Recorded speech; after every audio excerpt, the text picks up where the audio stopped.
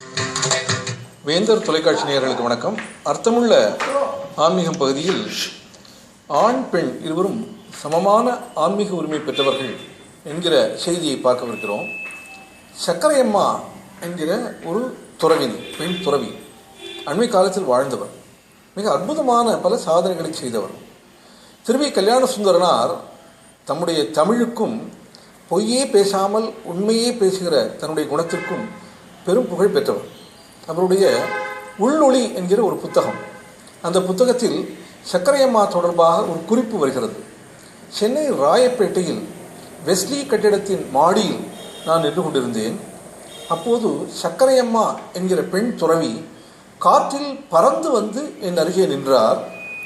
அவர் நஞ்சுண்டராவ் என்கிற மருத்துவருடைய குரு என்பதை பின்னால் நான் விசாரித்து அறிந்தேன். மானுடம் பறக்கிற விந்தையை நான் பார்த்தேன். சற்று நேரம் ஓய்வெடுத்து கொண்ட அவர் மீண்டும் காற்றில் பறந்து சென்றார் என்கிற குறிப்பை இந்த திருவி கல்யாண சுந்தரனார் எழுதுகிறார்.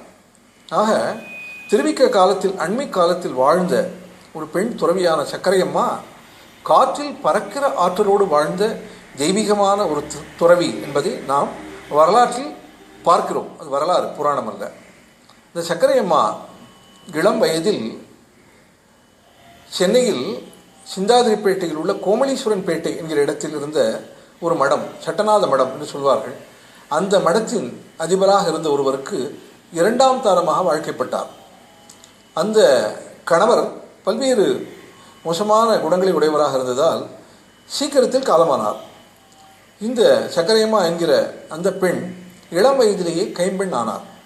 அவரை மிகுந்த வருத்தத்தோடு தந்தையார் தன்னுடைய ஊருக்கு அழைத்து சென்றார். திருவண்ணாமலை பகுதியில் அவர்கள் வாழ்ந்து வந்தார்கள். அந்த இளம் விதவையான சக்கரையம்மா நட்சத்திர குன்று என அருகே இருந்த ஒரு குன்றில் வசித்த நட்சத்திர குணாம்பா என்கிற ஒரு பெண் துறவியை சந்தித்தார். அந்த பெண் துறவி மேல் இவருக்கு மிகுந்த மரியாதை வந்தது. அந்த பெண் துறவி இவருக்கு ஆன்மீகத்தை போதித்து,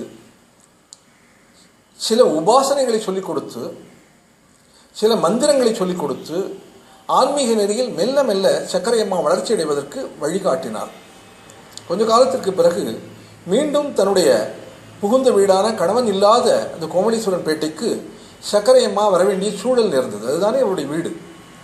அப்போது சக்கரையம்மா நட்சத்திர குணாம்பா என்கிற தன்னுடைய குருவிடம், அந்த பெண் குருவிடம், நான் அடிக்கடி இனி உங்களை வந்து சந்திக்க இயலாதே, தொலைதூரத்தில் அல்லவா இருக்கிறது அந்த சென்னை பிரதேசம், அடிக்கடி உங்களை சந்தித்தால்தானே ஆன்மீக ஐயப்பாடுகள் தொடர்பாக உடனடியாக நான் கேள்வி கேட்டு விளக்கம் பெற முடியும் என்கிற தன் கோரிக்கையை வைத்தார்.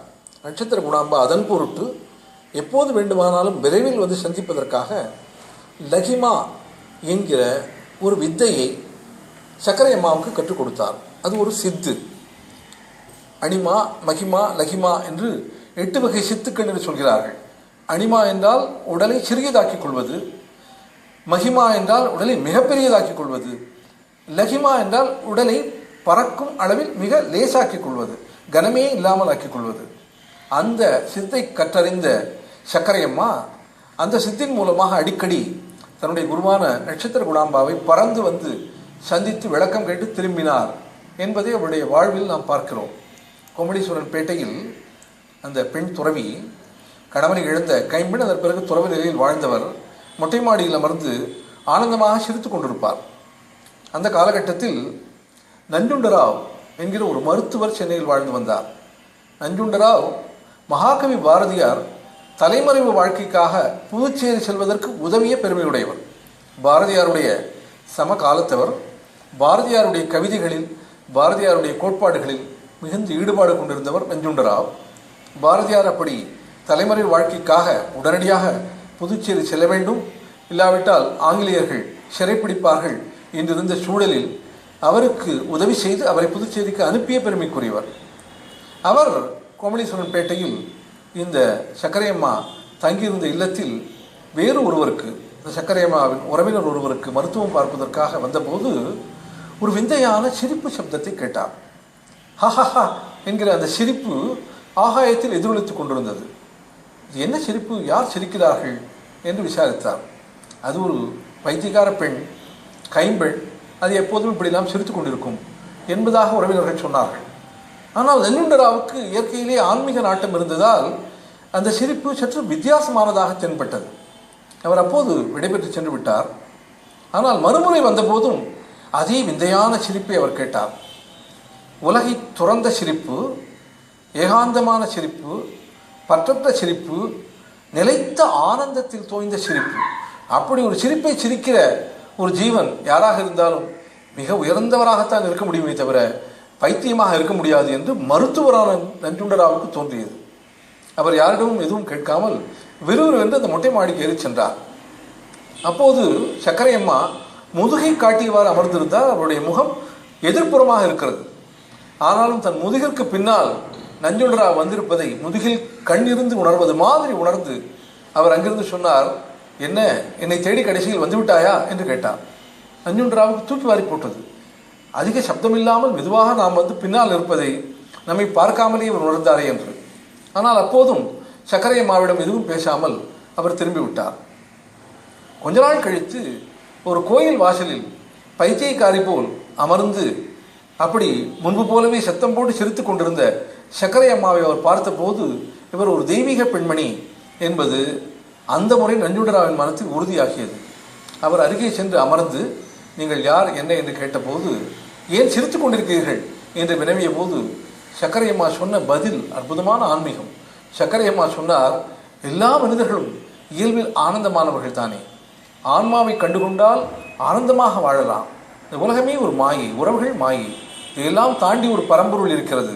அந்த பரம்பொருள் என்கிற கடலில் நம்முடைய ஆன்மா ஐக்கியமாகிற பொழுது நிலையான ஆனந்தம் கிடைக்கிறது. அந்த நிலையான ஆனந்தத்தை விட்டுவிட்டு நிலையில்லாத மகிழ்ச்சிகளை தேடி மக்கள் அலைகிறார்கள் என்று அவர் உபதேசம் செய்தார். நஞ்சுண்டராவ் சக்கரை அம்மாவின் சிஷ்யரானார். சக்கரை அம்மாவின் பொறுப்பை நஞ்சுண்டராவ் ஏற்றுக்கொண்டார். சக்கரை அம்மா பல்வேறு திருத்தலங்களுக்கு செல்ல வேண்டும் என்று சொன்னபோது நஞ்சுண்டராவ் அழைத்து சென்றார். சக்கரை அம்மா சொன்ன உபதேசங்களை எல்லாம் கேட்டு சக்கரை அம்மாவின் மிகப்பெரிய அடியவராக நஞ்சுண்டராவ் வாழ்ந்தார். திருவான்மியூர் பகுதியில் தன்னுடைய சீடனான நஞ்சுண்டராவோடு அந்த உயர்ந்த ஆன்மீக துறவினியான சக்கரையம்மா நடந்து செல்கிற பொழுது ஒரு இடத்தை காண்பித்தார். இந்த இடத்தை நீ விலைக்கு வாங்கிவிடு, இங்குதான் என்னுடைய சமாதி எழுப்பப்பட வேண்டும் என்று அவர் சொன்னார். சீடர் நஞ்சுண்டராவின் கண்களிலிருந்து கண்ணீர் பெருகியது. தன்னுடைய ஆன்மீக குருவான சக்கரையம்மாவை இழக்க அவர் விரும்பவில்லை. ஆனால் சக்கரையம்மா அமைதிப்படுத்தினார். உடல் என்று ஒன்று இருந்தால் ஒரு நாள் அது அழிவது இயல்பு. அந்த அழிகிற உடலையும் மிஞ்சி ஆன்மா என்று ஒன்று இருக்கிறது. அந்த ஆன்மாவை உணர்ந்து கொள்வதுதான் ஆன்மீகம். அந்த நெறியில் நீ மேலே வளர்வாய், என்றும் நான் இருந்து உன்னை காப்பேன் என்று அவர் உறுதி கூறினார். சக்கரையம்மா சித்தி அடைந்த பிறகு சக்கரையம்மாவின் விருப்பப்படியே திருவான்மியூரின் அந்த இடத்தில் சக்கரையம்மாவுக்கு நஞ்சுண்டராவ் சமாதி கட்டினார். அங்கே அருமையாக சக்கரையம்மாவுக்கென்று ஒரு சிறிய கோயிலை எழுப்பினார். சக்கரையம்மாவின் அற்புதமான அவர் நேரில் இருப்பது போன்ற தோற்றத்தோடு கூடிய அமர்ந்திருக்கிற ஒரு கல் சிலையை அங்கே ஸ்தாபிதம் செய்தார். அருகே சக்கரையம்மாவின் இப்போது அவர் உயிரோடு இருப்பது போலான ஒரு பெரிய வடிவம், அதையும் அவர் சமைத்தார். கொஞ்ச காலம் சென்றது. நஞ்சுண்டராவ் காலமானார். நஞ்சுண்டராவின் குடும்பத்தினர் நஞ்சுண்டராவுக்கும் அதே இடத்தில் குருவுக்கும் சிஷ்யனுக்கும் ஒரே இடத்தில் சமாதி வேண்டும் என்கிற கருத்தில் அதே பிரதேசத்தில் நஞ்சுண்டராவுக்கும் ஒரு சமாதி அமைத்தார்கள்.